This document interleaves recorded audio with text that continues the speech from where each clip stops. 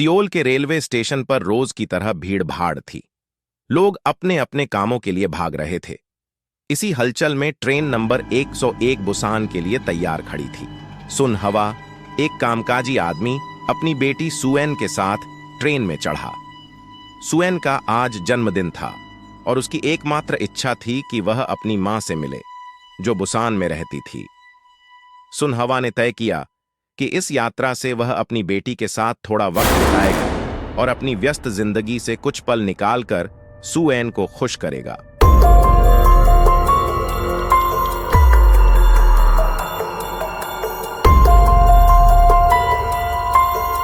Train ने station से समय पर प्रस्थान किया।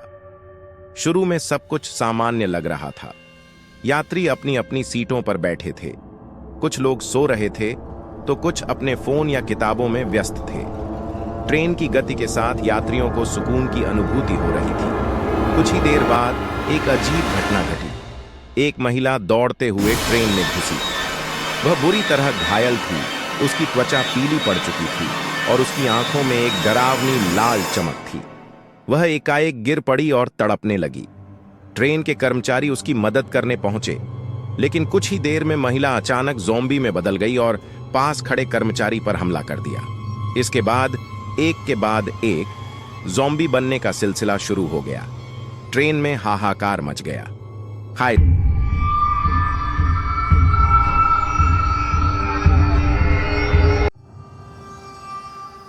ट्रेन के यात्रियों को कुछ समझ नहीं आया कि अचानक हो क्या रहा है। एक के बाद एक लोग ज़ॉम्बी में बदलते जा रहे थे। जो भी ज़ॉम्बी के संपर्क में आया वह संक्रमित हो गया। सुन हवा अपनी बेटी सुएन को लेकर अपने डिब्बे से बाहर निकला। उसके साथ महिला और कुछ अन्य लोग भी थे। वे सभी अपने आप को सुरक्षित रखने के लिए ट्रेन के अगले डिब्बों की ओर बढ़ने लगे, लेकिन ज़ॉम्बी हर जगह फैल चुके थे।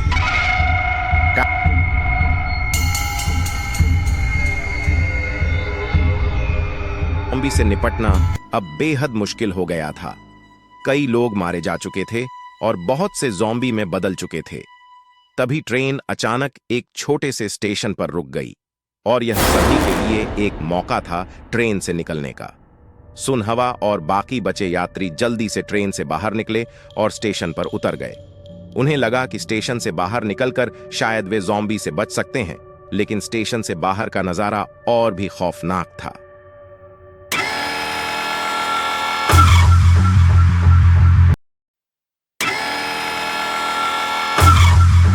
स्टेशन के बाहर का नजारा बेहद डरावना था। शहर की गलियों में भी ज़ॉम्बी हर जगह थे। सुन हवा और अन्य लोग शहर की संकरी गलियों में भागने लगे। उन्हें हर मोड़ पर ज़ॉम्बी से जूझना पड़ रहा था। कभी कभी वे पुराने घरों और दुकानों में छिपकर ज़ॉम्बी से बचने की कोशिश करते तो कभी खुले मैदानों में दौड़ते हुए अपनी जान बचा। सुन हवा को अब सिर्फ एक ही बात सूझ रही थी, किसी भी तरह सुएन को बचाना। वह और बाकी बचे हुए लोग मिलकर ज़ॉम्बी से लड़ने की रणनीति बना रहे थे। उनके पास हथियार नहीं थे, लेकिन उन्हें अपनी सूझबूझ से काम लेना था। शहर की गलियों में भागते हुए उन्हें पता चला कि ज़ॉम्बी सिर्फ आवाज पर हमला करते हैं और उन्होंने उसी के अनुसार अपनी योजनाएं बनाई। शहर की तंग गलियों और सुनसान सड़कों पर भागते भागते सुन हवा और उसके साथियों ने ज़ॉम्बी से बचने का हर संभव तरीका अपनाया। एक एक करके उनके साथी ज़ॉम्बी का शिकार होते गए। कुछ लोग बहादुरी से ज़ॉम्बी से लड़ते हुए मारे गए, जबकि कुछ ने अपनी जान बचाने के लिए अन्य लोगों का बलिदान कर दिया।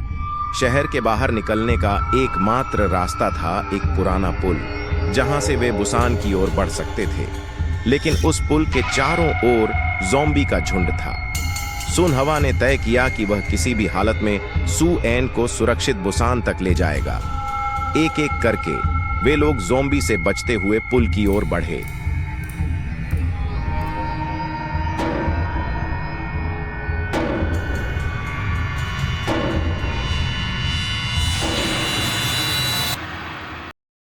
पुल पार करने के बाद उन्हें थोड़ी राहत मिली, लेकिन उनका सफर अभी खत्म नहीं हुआ था।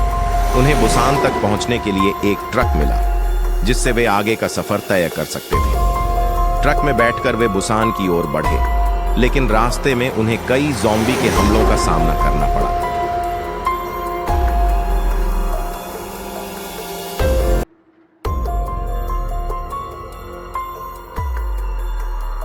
समय तेजी से बीत रहा था। सुनहवा ने अपने साथियों के साथ मिलकर हर मुश्किल का सामना किया। आखिरकार बुसान का नजारा दिखाई देने लगा। बुसान अभी भी सुरक्षित था और वहां की सेना ज़ॉम्बी से लड़ाई कर रही थी। बुसान के दरवाजे तक पहुंचने से पहले सुनहवा और उसके साथियों को आखिरी बार ज़ॉम्बी का एक बड़ा झुंड रोकने की कोशिश करता है। सुनहवा ने सुएन और महिला को सुरक्षित बुसान पहुंचाने के लिए खुद को कुर्बान करने का फैसला किया। उसने ज़ॉम्बी से आखिरी लड़ाई लड़ी और अपनी बेटी को बुसान के सैनिकों तक पहुंचाया। जब सुएन और महिला बुसान पहुंची, वहां के सैनिकों ने उन्हें तुरंत सुरक्षित स्थान पर पहुंचाया। बुसान अभी भी ज़ॉम्बी से मुक्त था और वहां एक सुरक्षित जोन बनाया गया था। सुएन अपने पिता के बिना बुसान पहुंच गई थी, लेकिन उसे अपने पिता के बलिदान और बहादुरी पर गर्व था। सुनहवा ने अपनी बेटी के लिए अपनी जान दे दी थी और उसकी यादें सुएन के दिल में हमेशा के लिए बसी रहेंगी। बुसान पहुंचने के बाद सुएन ने अपने पिता की आखिरी सीख को याद किया, कभी हार मत मानो। चाहवा का बलिदान और सुएन की जिजीविशा ने यह साबित किया कि प्यार और साहस से बड़ी कोई ताकत नहीं होती। चाहे दुनिया कितनी भी अंधेरी हो, इंसानियत की लौ कभी बुझने नहीं देती।